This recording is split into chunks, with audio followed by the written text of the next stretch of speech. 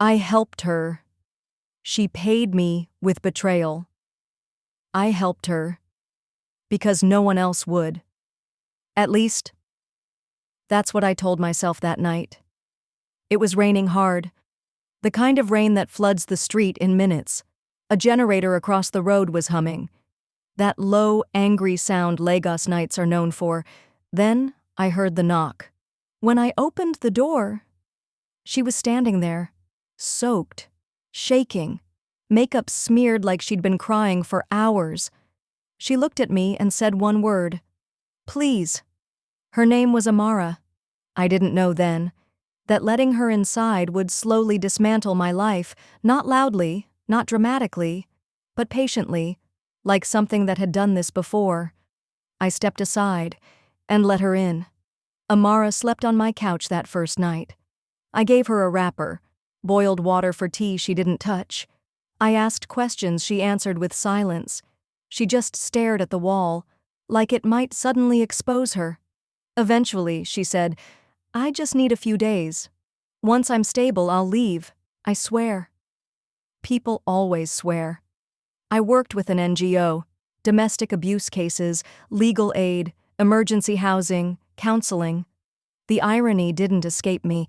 I spent my days helping women escape danger, and my nights coming home to an empty flat, so letting her stay felt aligned, like fate nudging me. She said her boyfriend was violent, that he had connections, that he tracked her movements. In Nigeria, you don't question stories like that. Some men are protected by silence. So I believed her. A few days became weeks. Amara was careful. She cooked small meals without asking, swept the sitting room, listened when I complained about work, about funding cuts, about NEPA taking light at the worst times. One night she looked at me and said, "You're different. Most people help so they can talk about it. You help because you actually care." I should have noticed how practiced that sounded, but loneliness dulls my instincts. Tension begins. Quieter. The first crack appeared at work. A beneficiary accused me of misconduct. She said I manipulated her, gave advice outside protocol, shared confidential details. I was stunned. The report included conversations I'd had inside my house, things I never wrote down. When I got home shaking and told Amara, she was furious. "That's wickedness," she said. "They're trying to destroy you." She held my hand. My chest was tight, but I felt safe. Then money started disappearing.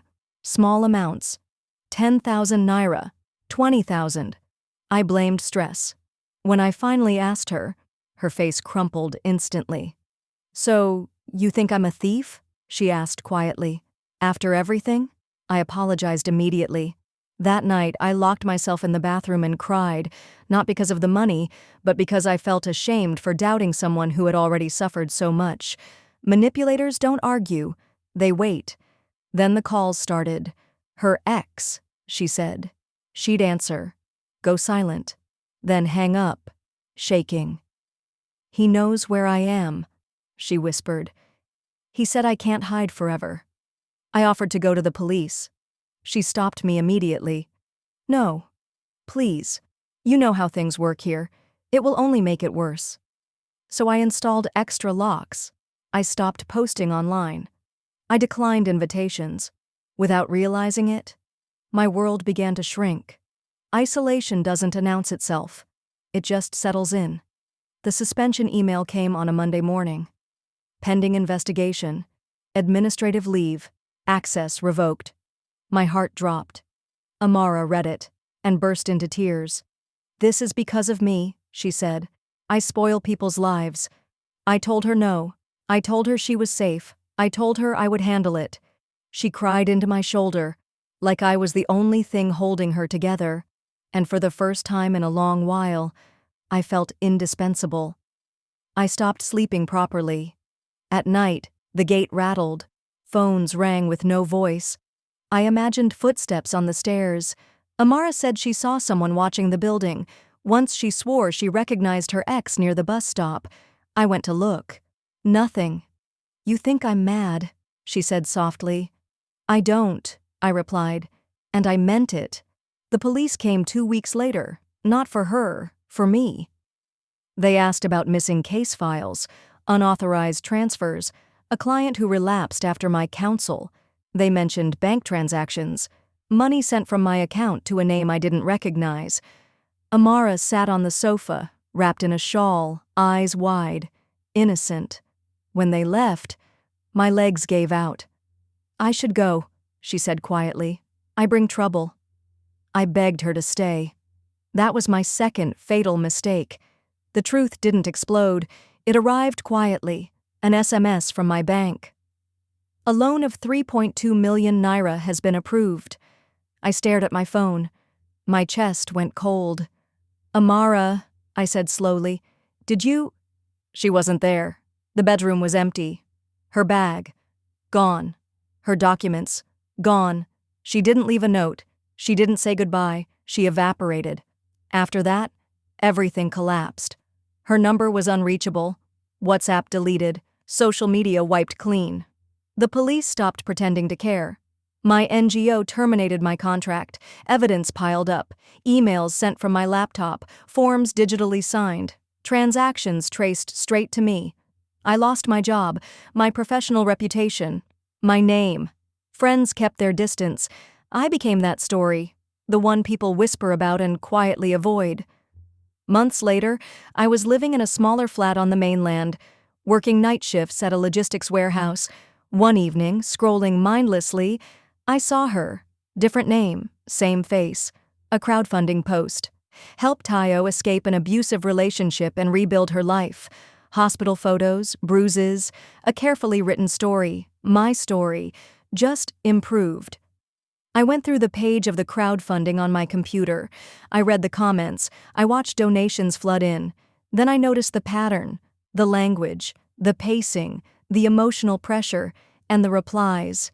New helpers, new saviors. That's when it hit me. I wasn't her first. I was just the most efficient. I didn't go to the police. I learned from her. I gathered everything.